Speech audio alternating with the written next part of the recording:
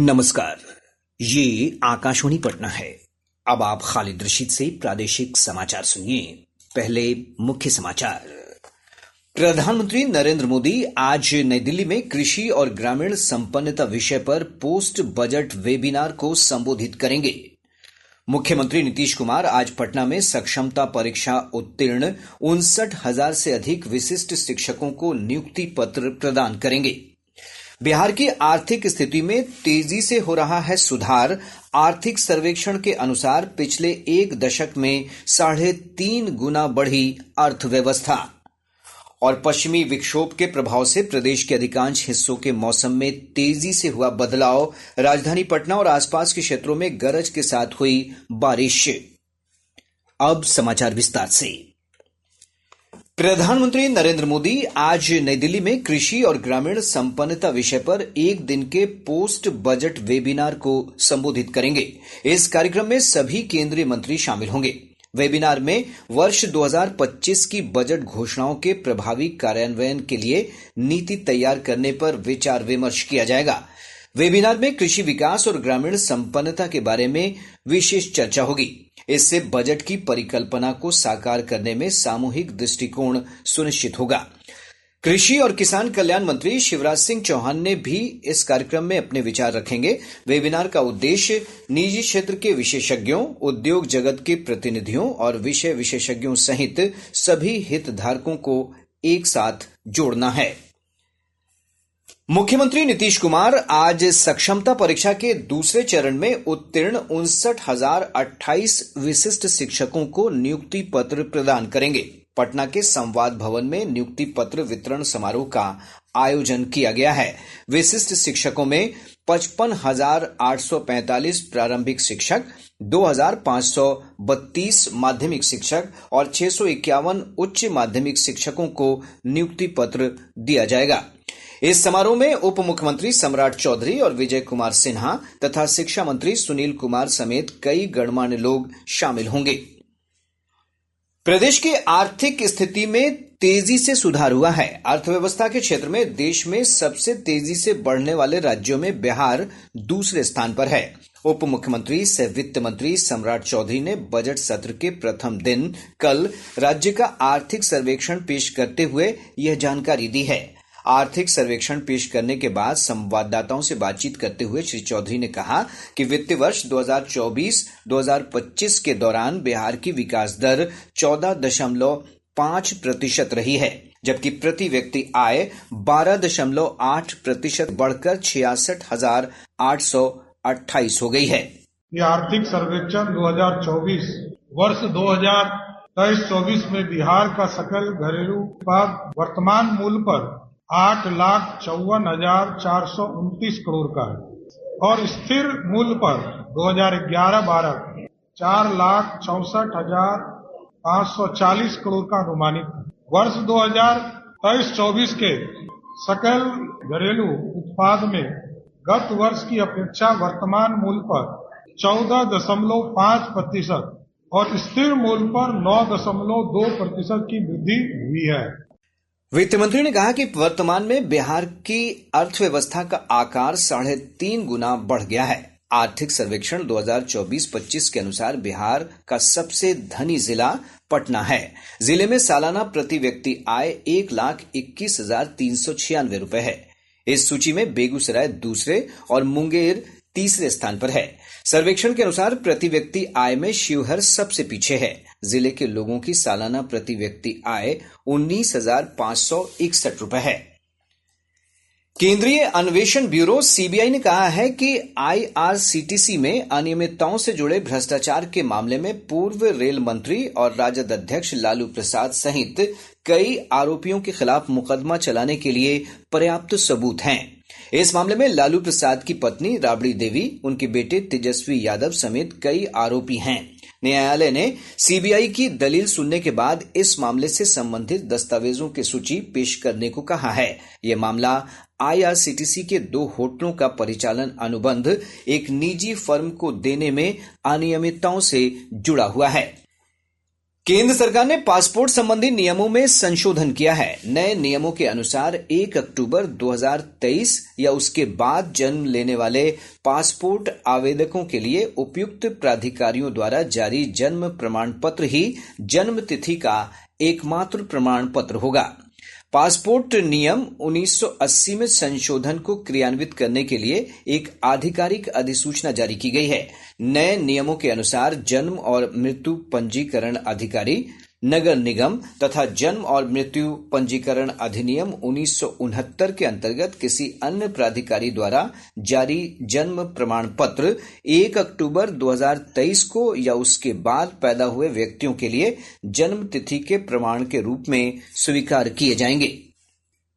प्रदेश में बनाए जा रहे पंचायत भवनों के निर्माण की गुणवत्ता जांचने के लिए विशेष जांच अभियान चलाया जाएगा।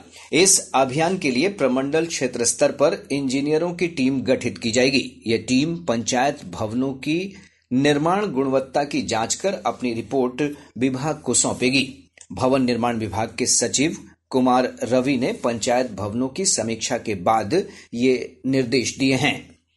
भोजपुर जिले के शाहपुर में गंगा नदी के तटवर्ती क्षेत्र में प्राकृतिक तेल की प्राप्ति के लिए खुदाई की जा रही है। खनन करने वाली कंपनी केंद्र सरकार और राज्य सरकार के आत्मनिर्भर भारत प्रोग्राम के तहत खनन का कार्य कर रही है। गौरतलब है कि यहां लगभग 3 वर्ष पूर्व 3 किलोमीटर गहराई तक खुदाई की गई थी। इस खुदाई में प्राकृतिक तेल और गैस के बड़े भंडार का पता चला था। प्रादेशिक समाचार आप आकाशवाणी पटना से सुन रहे हैं और अब एक जरूरी सूचना। आकाशवाणी का प्रादेशिक समाचार एकांश पटना हिंदी भाषा के लिए आकस्मिक समाचार संपादक और आकस्मिक प्रसारण सहायक का पैनल तैयार करने के लिए योग्य अभ्यर्थियों से आवेदन आमंत्रित कर रहा है। आवेदन की अंतिम तिथि 7 मार्च है। अधिक जानकारी newsonair.gov.in के वैकेंसी सेक्शन या प्रादेशिक समाचार एकांश पटना के एक्स हैंडल @AIRnews_पटना से प्राप्त की जा सकती हैं। अब बढ़ते हैं समाचारों की ओर। पश्चिमी विक्षोभ के प्रभाव से राजधानी पटना सहित प्रदेश के अधिकांश हिस्सों के मौसम में तेजी से बदलाव हुआ है। सुबह से ही अधिकतर भागों में तेज हवा चलने और गरज के साथ हल्की से मध्यम बारिश के समाचार हैं। हमारे संवाददाता ने बताया है कि आज सुबह राजधानी पटना में बादल छाने के साथ ही तेज आंधी के साथ बारिश हुई है। इससे तापमान में गिरावट दर्ज की गई है। मौसम विज्ञान केंद्र पटना के वैज्ञानिक ने बताया है कि अगले 24 घंटों के दौरान कटिहार, भागलपुर, बांका, जमुई, मुंगेर और नवादा जिलों में कुछ स्थानों पर वज्रपात की भी आशंका है। अगले 48 घंटों में राज्य के अधिकतम तापमान में कोई विशेष परिवर्तन होने की संभावना नहीं है। राज्य के पश्चिम चंपारण, पूर्वी चंपारण, सीतामढ़ी, शिवहर, मधुबनी, कैमूर, औरंगाबाद, रोहतास, गया एवं नवादा जिलों के 1 या 2 स्थानों में मेघार्जन या वज्रपात एवं तेज हवा चलने की संभावना है।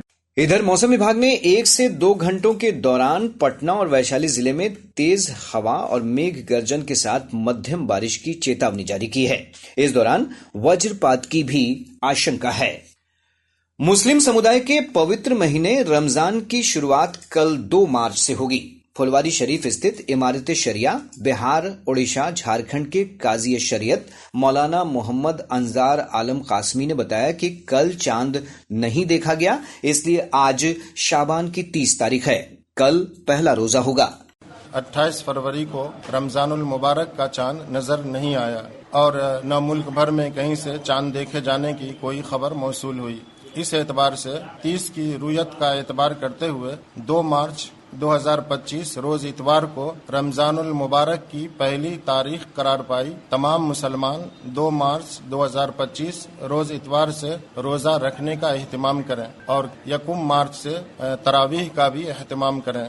इधर रमजान को लेकर बाजार में चहल पहल बढ़ गई है और लोग खरीदारी में व्यस्त देखे जा रहे हैं। होली के त्योहार के दौरान यात्रियों की सुविधा के लिए मध्य रेलवे ने प्रमुख मार्गों पर 48 अतिरिक्त विशेष रेलगाड़ियां चलाने की घोषणा की है। ये रेलगाड़ियां मुंबई, पुणे जैसे प्रमुख शहरों से दानापुर, समस्तीपुर समेत अन्य गंतव्य स्थानों के बीच चलाई जाएंगी। इधर पूर्व मध्य रेलवे की ओर से आज से राजेंद्र नगर और दानापुर स्टेशन से नई दिल्ली के लिए होली स्पेशल ट्रेन चलाई जाएगी। पटना, गया और मुजफ्फरपुर के बीच भी 1 दर्जन स्पेशल ट्रेन चलाने का निर्णय लिया गया है। मुख्य जनसंपर्क अधिकारी सरस्वती चंद्र ने बताया कि जरूरत के अनुसार ट्रेनों की संख्या बढ़ाई जा सकती है। आसनसोल मंडल के झाझा सीतारामपुर रेलखंड के बीच ट्रैफिक ब्लॉक के कारण कल पटना हावड़ा वंदे भारत ट्रेन के परिचालन समय में बदलाव किया गया है। ये ट्रेन पटना से पूर्वाह्न 11:55 पर रवाना होगी। बिहार पुलिस मुख्यालय ने होली पर्व को लेकर 10 से 18 मार्च तक सभी पुलिस कर्मियों की छुट्टियां रद्द कर दी हैं। मुख्यालय की ओर से प्राप्त जानकारी के अनुसार विशेष परिस्थिति में दिए जाने वाले अवकाश को इससे अलग रखा गया है। जहानाबाद में बर्ड फ्लू की पुष्टि के बाद जिला प्रशासन की ओर से सतर्कता बरतने के निर्देश दिए गए हैं। कल पटना से आई विशेष टीम की निगरानी में पुलिस लाइन और समाहरणालय के आसपास एंटी वायरल छिड़काव कराया गया। वहीं नजदीकी मुर्गी फार्म से मुर्गियों के जांच नमूने भी लिए गए हैं। बिहार पहली बार एशियाई रग्बी अंडर 20 चैंपियनशिप का आयोजन करेगा। रग्बी इंडिया और बिहार राज्य खेल प्राधिकरण के बीच इस संबंध में पटना के पाटलिपुत्र खेल परिसर में कल एक समझौता ज्ञापन पर हस्ताक्षर हुए। राजगीर में 9 और 10 अगस्त को आयोजित होने वाली इस चैंपियनशिप में भारत सहित विभिन्न देशों की 8 महिला और पुरुष टीमें भाग लेंगी। सीवान में आयोजित 22वीं बिहार राज्य सब जूनियर बालिका कबड्डी प्रतियोगिता का खिताब पटना ने जीत लिया है। फाइनल मुकाबले में पटना ने सीतामढ़ी को 17-13 अंकों से पराजित कर दिया। इधर 52वीं Patna golf club open championship शुरू हो गई है। इस प्रतियोगिता में सेना के अधिकारी समेत देश भर के 250 से अधिक गोल्फर भाग ले रहे हैं। अब पटना से प्रकाशित प्रमुख समाचार पत्रों की सुर्खियां। आज के सभी समाचार पत्रों ने बिहार के आर्थिक सर्वेक्षण से जुड़ी खबरों को प्रमुखता से प्रकाशित किया है। हिंदुस्तान की सुर्खी है, 2 दशक में बिहार का राजस्व 15 गुना बढ़ा। अखबार लिखता है, विकास दर 14.5%, प्रति व्यक्ति आमदनी भी बढ़ी। दैनिक जागरण ने राज्यपाल के अभिभाषण की खबर को प्रमुखता से प्रकाशित करते हुए लिखा है, विधानसभा चुनाव से पहले 12 लाख को सरकारी नौकरी। राज्यपाल ने दोनों सदनों के संयुक्त अधिवेशन को किया संबोधित। दैनिक भास्कर की विशेष खबर है, ईपीएफओ ट्रस्टी की बैठक में अहम फैसला, 7 करोड़ कर्मियों को पीएफ पर 8.25% ब्याज मिलता रहेगा। प्रभात खबर लिखता है, अमेरिकी राष्ट्रपति ट्रंप के आयात शुल्क लगाने की घोषणा से शेयर बाजार में घबराहट। सेंसेक्स 1414 अंक लुढ़का, साल की सबसे बड़ी गिरावट। इसी खबर पर राष्ट्रीय सहारा ने लिखा है, शेयर बाजार में ब्लैक फ्राइडे। आज अखबार ने आईसीसी क्रिकेट ट्रॉफी की खबर को अपनी प्रमुख लीड बनाते हुए लिखा है, बारिश में धुला अफगानिस्तान से मैच, ऑस्ट्रेलिया सेमीफाइनल में। और अब अंत में मुख्य समाचार एक बार फिर। प्रधानमंत्री नरेंद्र मोदी आज नई दिल्ली में कृषि और ग्रामीण संपन्नता विषय पर पोस्ट बजट वेबिनार को संबोधित करेंगे। मुख्यमंत्री नीतीश कुमार आज पटना में सक्षमता परीक्षा उत्तीर्ण 59,000 से अधिक विशिष्ट शिक्षकों को नियुक्ति पत्र प्रदान करेंगे। बिहार की आर्थिक स्थिति में तेजी से हो रहा है सुधार। आर्थिक सर्वेक्षण के अनुसार पिछले 1 दशक में 3.5 गुना बढ़ी अर्थव्यवस्था। और पश्चिमी विक्षोभ के प्रभाव से प्रदेश के अधिकांश हिस्सों के मौसम में तेजी से हुआ बदलाव। राजधानी पटना और आसपास के क्षेत्रों में गरज के साथ हुई बारिश। इसके साथ ही आकाशवाणी पटना से प्रसारित प्रादेशिक समाचार का ये अंक समाप्त हुआ। आकाशवाणी पटना से अगला समाचार बुलेटिन दोपहर बाद 3:10 पर प्रसारित किया जाएगा।